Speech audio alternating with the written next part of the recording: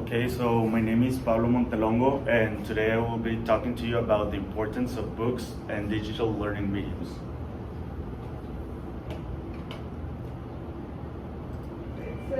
Oh. Go back. And Scroll down. No, there's Oh. an arrow there. Yep. Okay, so first of all, if you want to be a leader, you gotta become a reader. This is a saying I have always thought about, and it's really important to know, since when you become a very good reader, you're just gonna become a better writer. And when you get these two things, you're gonna start becoming a better speaker. And this is what a very important thing that a lot of leaders have to have, is to be good at speaking, good to be able to communicate with the people so they can make a change in whichever direction they might decide to go.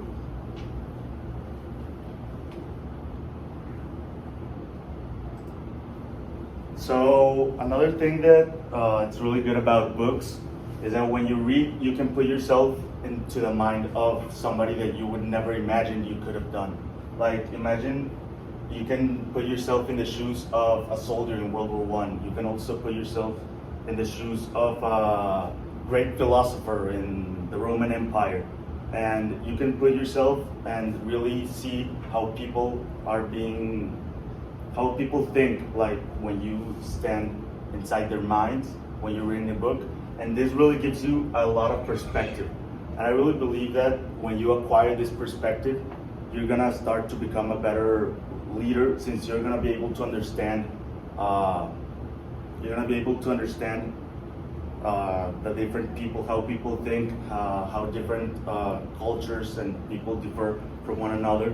So you're gonna have a broader reach and a broader spectrum of tools you can use to communicate better with people and finally be a better leader.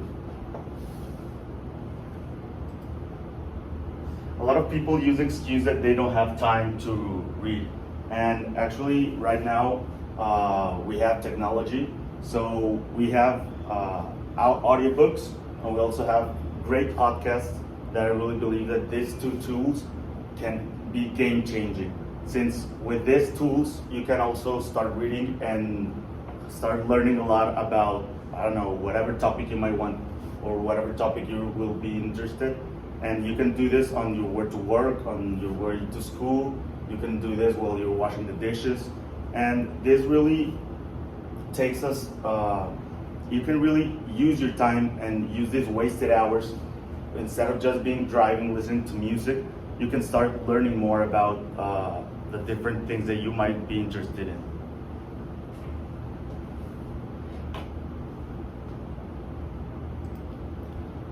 There's this analogy that I really liked of Jordan Peterson.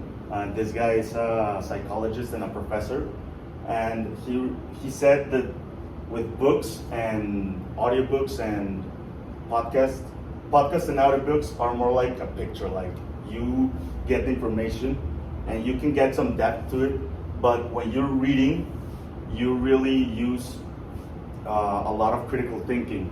And this, what allows you to do is paint a portrait in your mind and have a lot of depth. With the podcasts and the audiobooks, you can still have depth and you can still learn a lot of things.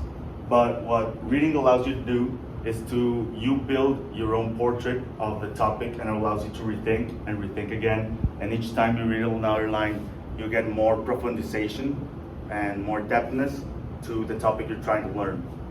So I think they both have pros and cons, but if you use both, you can get the best of both worlds.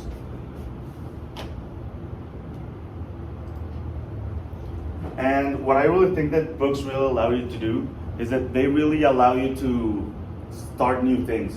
A lot of people are afraid to be the fool in something that they're not familiar with. But as Carl Jung said, the fool is the precursor to a savior.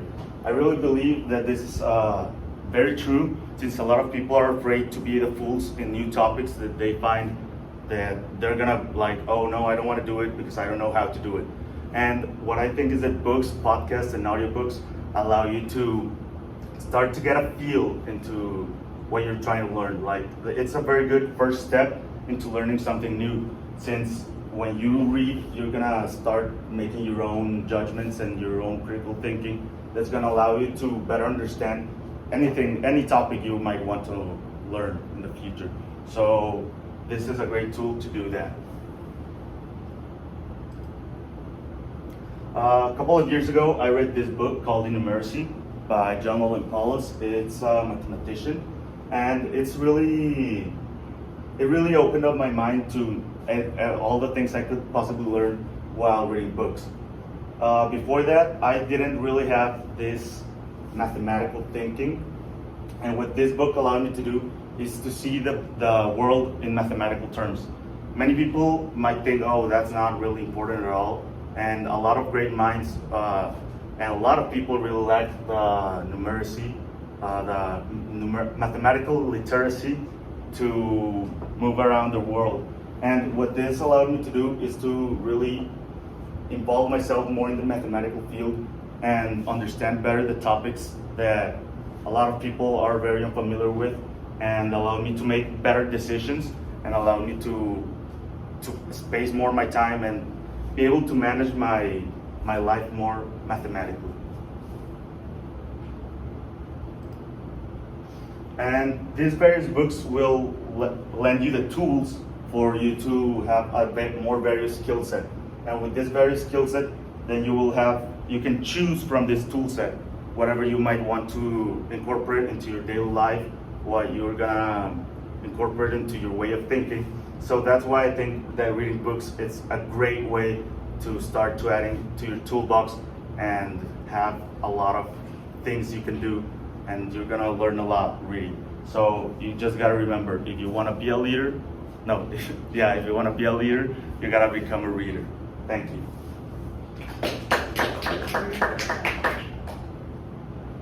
Okay.